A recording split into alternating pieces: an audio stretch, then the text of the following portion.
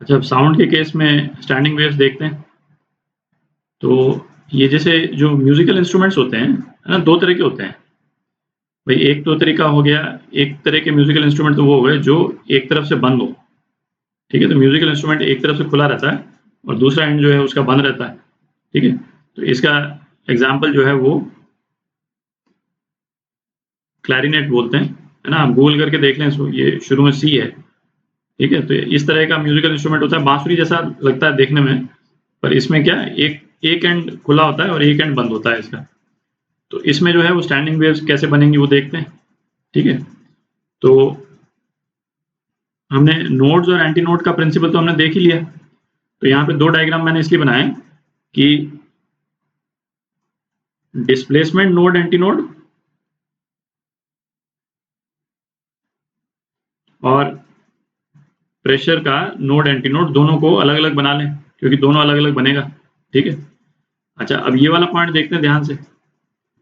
जो जहाँ पे जो एंड क्लोज्ड है वहां पे जो मॉलिक्यूल्स हैं, सपोज ये मॉलिक्यूल्स हैं यहाँ पे, ये डॉट जो मैंने बना दिए। ठीक है? अच्छा, ये मॉलिक्यूल तो हिल ही नहीं सकते, इनका तो मूवमेंट जो है बड़ा लिमिटेड है, एक तरफ तो बिल्कुल ही जीरो है, केवल दूसरी तरफ मूव कर सकते हैं, पर यहाँ पे मॉलिक्यूल्स आ सकते हैं। ठीक है? तो ये एक तरह से डिस्प्लेसमेंट नोड है। ठीक है? ये डिस्प्लेसमेंट नोड हो गया क्योंकि यहाँ के मॉलिक्यूल जो है वो, है ना, मूव करने का स्कोप नहीं है। ठीक है? अच्छा, ये दूसरा एंड हुआ जो ओपन एंड हुआ। अच्छा, अभी अपन जो फंडामेंटल फ्रीक्वेंसी है, जो लोएस्ट फ्रीक्वेंसी है ना, वो डिस्कस कर रहे हैं।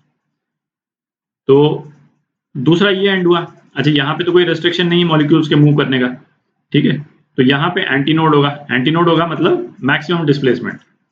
तो ये साइड हो गया आपका जीरो डिस्प्लेसमेंट। ठीक है? और ये साइड हो गया ए मैक्स। यदि डिस्प्लेसमेंट मैं ए बोलता हूँ, स्मॉल ए, तो मैक्सिमम डिस्प्लेसमेंट। ठीक है?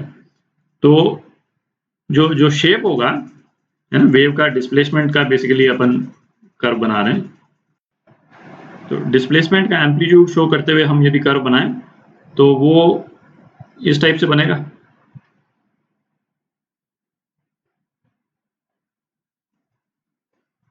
ठीक है? इस टाइप से बनेगा। अच्छा, अब इसी टाइप से प्रेशर का देखते हैं।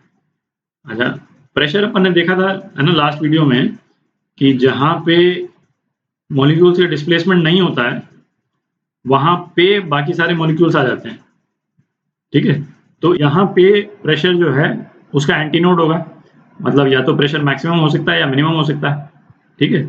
तो प्रेशर के एम्पलीट्यूड का हम कर्व बनाते हैं तो वो इस टाइप से बनेगा, इसका बिल्कुल उल्टा बनेगा। ठीक है?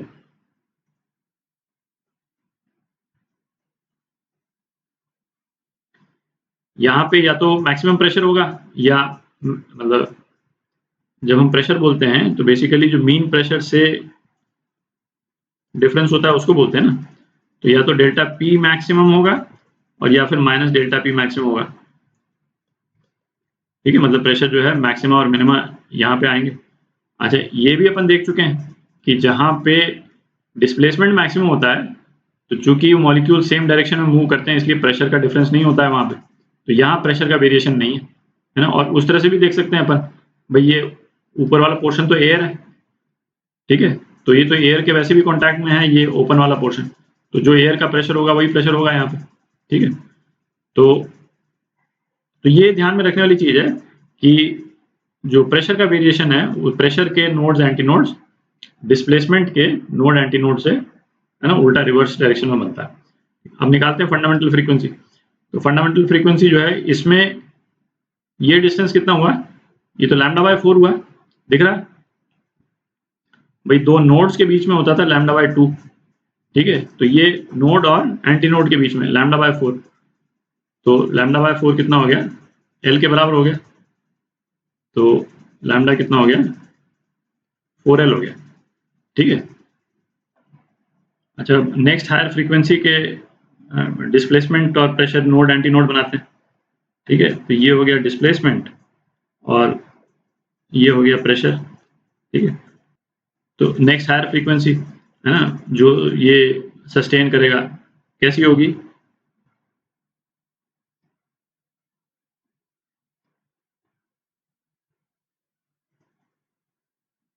इस टाइप से बन जाएगी, ठीक है। और एग्जैक्टली इसका उल्टा जो है वो प्रेशर के नोड एंटी नोड बन जाएंगे। सेम प्रिंसिपल है ना, दोबारा एक्सप्लेन करने की जरूरत नहीं,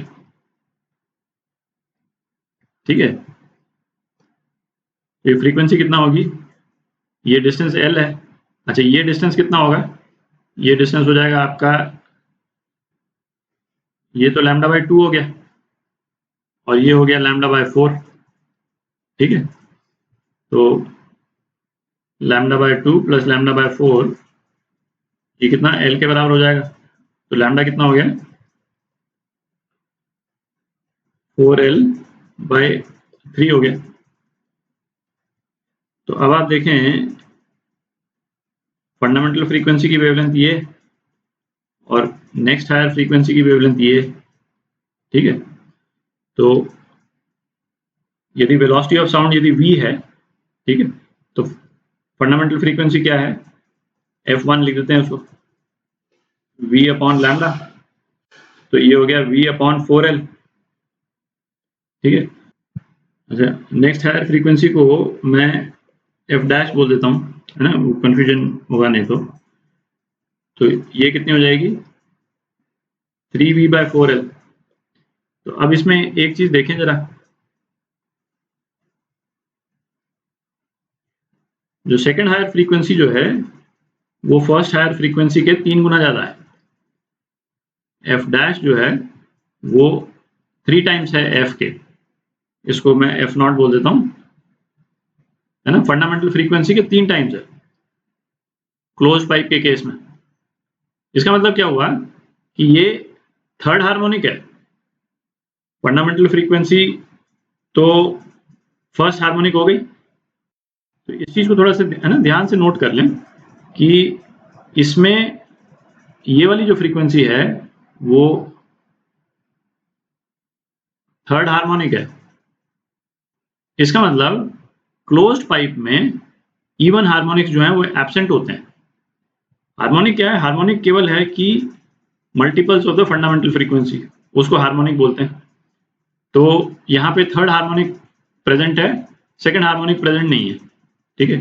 और थर्ड हार्मोनिक है और ये फर्स्ट ओवरटोन है, फर्स्ट ओवरटोन, ठीक है। जो first available frequency fundamental frequency के बाद में वो ये है, तो इसको फर्स्ट ओवरटोन बोलेंगे। अब ऐसे करते हैं, एक और बना लेते हैं, है ना, उससे कम से कम ये हार्मोनिक और ओवरटोन वाला जो इशू है ना, ये बिल्कुल क्लियर हो जाएगा। तो एक और बनाते हैं। तो यहाँ पे देख लें, है ना, जो पहली 3 फ्रीक्वेंसीज जो अवेलेबल है क्लोज पाइप में वो इस टाइप से होंगी। अच्छा, नोड एंटी नोड अपन ने डिस्प्लेसमेंट का बनाया तीनों केस में, प्रेशर का, है ना, आप बना ही सकते हैं, अपन देख चुके हैं।